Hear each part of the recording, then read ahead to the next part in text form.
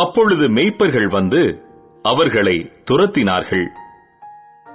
மோசே எழுந்திருந்து அவர்களுக்கு துணை நின்று அவர்களுடைய ஆடுகளுக்கு தண்ணீர் காட்டினான்.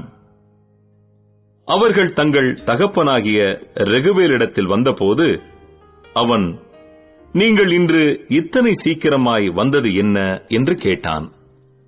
அதற்கு அவர்கள், எகிப்தியன் ஒருவன் மேய்ப்பரின் கைகளுக்கு எங்களை தப்புவித்து எங்களுக்கு தண்ணீர் மொண்டு கொடுத்து ஆடுகளுக்கும் தண்ணீர் காட்டினான் என்றார்கள். அப்பொழுது அவன் தன் குமாரத்திகளை பார்த்து, அவன் எங்கே? அந்த மனிதனை நீங்கள் விட்டு வந்தது என்ன? போஜனம் பண்ணும்படிக்கு அவனை அழைத்துக் கொண்டு வாருங்கள் என்றான். மோசே அந்த மனிதனிடத்தில் தங்கியிருக்க சம்மதித்தான்.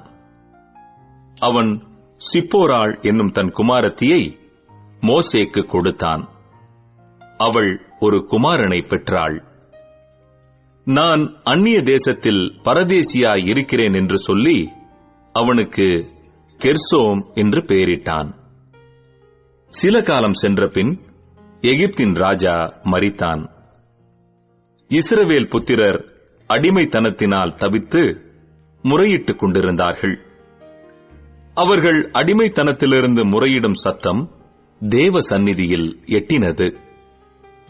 தேவன் அவர்கள் பெருமூச்சை கேட்டு தாம் ஆபிரகாமோடும் ஈசாக்கோடும் யாக்கோபோடும் செய்த உடன்படிக்கையை நினைவு கூர்ந்தார். தேவன் இஸ்ரவேல் புத்திரரை கண்ணோக்கினார். தேவன் அவர்களை நினைத்தருளினார்.